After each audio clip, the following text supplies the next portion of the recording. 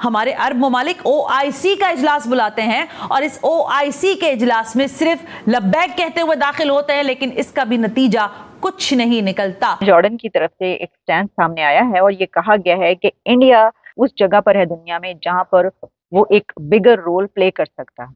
और ये बिगर रोल जब कहा जा रहा है एक ऐसे वक्त में कि जिस वक्त हमास और इजराइल के बीच एक जंग छिड़ चुकी है, कोई तैयार नहीं है। आज फिर फलस्तीनी किसी मसीहा के मुंतजिर हैं कि इस जंग को खत्म करवाने में इंडिया एक बिगर रोल प्ले कर सकता है। इसकी वजह यह है कि इंडिया एक इमर्जिंग पावर है, इंडिया एक बड़ी ताकत है। उसके बाद पूरी दुनिया उनके दर पर है कि हमास की तरफ से स्ट्राइक हो गई है, तो अब तो ये जंगबंदी का ऐलान और बाकी सारी चीजें जो हैं इस पर हम बात नहीं करेंगे। पाकिस्तान के भिखारी सऊदी अरेबिया में केव हिरा के पास क्या कर रहे हैं? मेरा ये नहीं रोकनी क्यों जब लग चुकी है। अच्छा। इतना नुकसान होगा उम्मत मुस्लिम का, इतने ठीक है फैसला होगा या इन या आउट। अच्छा, तो फिर अगर लेट्स सपोज अल्लाह ना करे इस जंग में, देखें जंग में तो हार जीत होती है, जैसे हमारी इंडिया के साथ 4 दफा जंग हुई, हार जीत होती रही। USA जी, इंग्लैंड, इसराइल, सऊदी अरब, इंडिया, UAE और नेटो के दीगर ममालिक। अब वाजे हो गई ये पिक्चर, यही ब्लॉक थे। चाइना कौन है? इसका नतीजा क्या निकलने वाला है? इसी तरीके से कहा यह गया है कि वॉइस ऑफ ग्लोबल साउथ जो है वो भी इंडिया बन चुका है, ग्लोबल साउथ की आवाज इंडिया बन चुका है। तो इस आवाज को अब जॉर्डन ये देख रहा है कि एक बिगर रोल प्ले करते हुए देख रहा है। जय हिंद दोस्तों, very warm welcome to Hindustan special channel. Pakistan चाहता था कि इजराइल मुद्दे पर भारत के ताल्लुकात अरब देशों के साथ खराब हो जाएं, लेकिन इसका उल्टा ही हुआ। इजराइल हमास के बीच जारी जंग में भारत ने यूनाइटेड नेशन में जॉर्डन द्वारा लाए गए युद्ध विराम के प्रस्ताव से दूरी बनाकर रखी।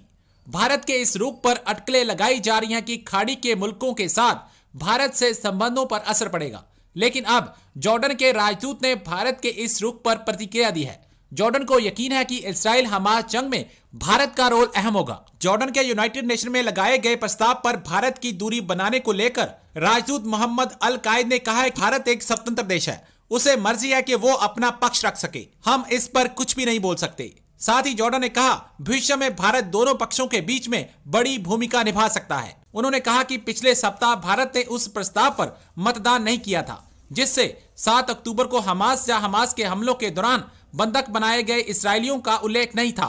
उस खबर पर कि जिसमें जॉर्डन की तरफ से एक स्टैंड सामने आया है और ये कहा गया है कि India as an emerging power in the world now, और खास तौर पर कहा गया है कि जो इनिशिएटिव्स लिए गए जिसमें G20 summit and voice of global south summit करवाने के बाद अब इंडिया उस जगह पर है दुनिया में जहां पर वो एक बिगर रोल प्ले कर सकता है। और ये बिगर रोल जब कहा जा रहा है एक ऐसे वक्त में कि जिस वक्त हमास और इजराइल के बीच एक जंग छिड़ चुकी है, तो उसमें ऐसा लगता है कि ये बात इसलिए कही गई है कि इस जंग को खत्म करवाने में इंडिया एक बिगर रोल प्ले कर सकता है। इसकी वजह यह है कि इंडिया एक इमर्जिंग पावर है, इंडिया एक बड़ी ताकत है, जिसने हमने देखा कि G20 जब समिट करवाई तो पूरी दुनिया की ताकतें वहां पर इंडिया में पहुंची, पूरी दुनिया की लीडरशिप वहां पर पहुंची।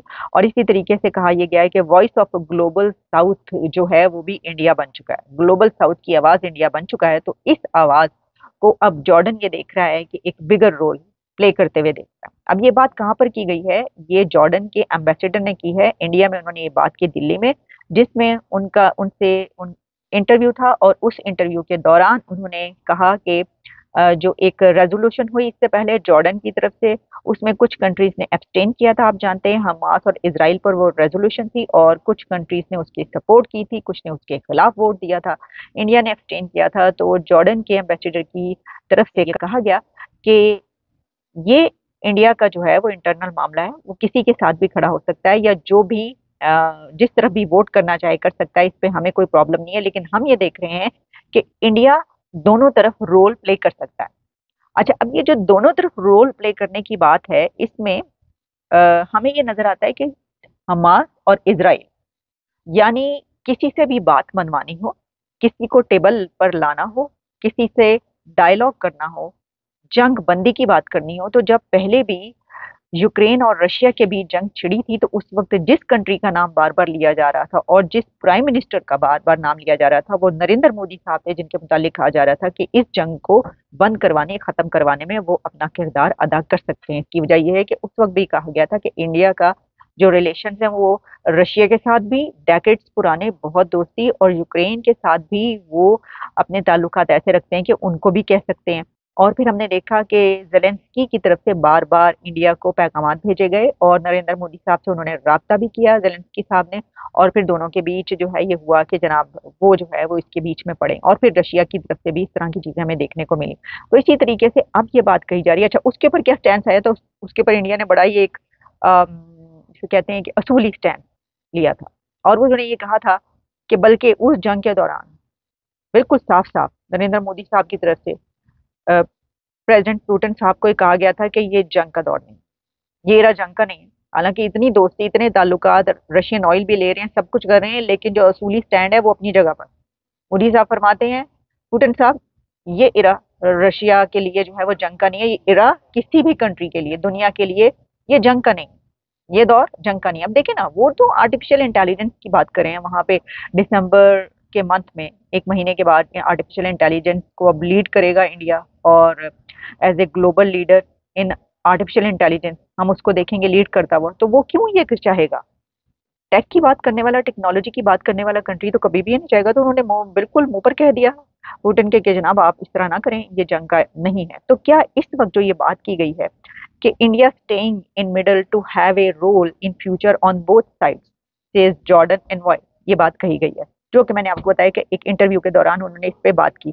तो उन्होंने कहा to have a role in the future on both side, कि मुस्तकबिल में ऐसा नजर आ रहा है कि इंडिया दोनों साइडों पर खेल सकता है। अब दोनों साइडों पर खेल सकते हैं यानी किसके लिए? अब देखिए, एक और बात उन्होंने कही कि we understand very well that each country takes position according to their interest, और इंडिया ने जो भी डिसीजन लिया वो उनके, हम उसमें इंटरफेयर नहीं करते। लेकिन क्या जॉर्डन और अरब कंट्रीज जो हैं वो दूसरे कंट्रीज को भी ऐसे ही कहेंगी?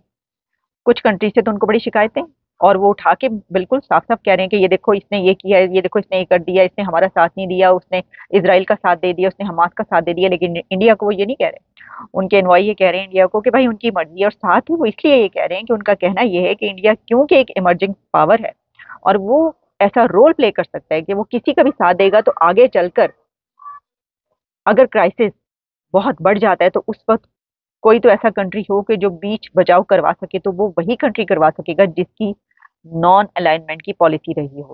अरब ममालिक की बात करें, अभी अक़वाम मुत्तहिदा का इजलास हुआ, मुझे बड़ी तकलीफ से मैं ये जुमला कह रही हूँ, इससे तो बेहतर था कि ये इजलास ना ही होता। जो करारदाद पास की गई उसमें अगेंस्ट में तकरीबन 45 ममालिक तो खैर शामिल ही नहीं हुए, अगेंस्ट में 14 ममालिक ने हिस्सा लिया। ये वो सारे ममालिक हैं जो दुनिया भर में दाई माने जाते हैं कि ह्यूमैनिटेरियन इशूज पर ये कहते हैं कि किसी को, कोई कुत्ता भी गली में मर जाए शायद, तो उसके लिए ये कहते हैं कि उसको इस तरह नहीं मारना चाहिए। लेकिन फलस्तीन में रोजाना की बुनियाद पर इजराइल की बम्बार्टमेंट हो रही है, ये यूएस जो है एक आवाज निकालने को तैयार नहीं है।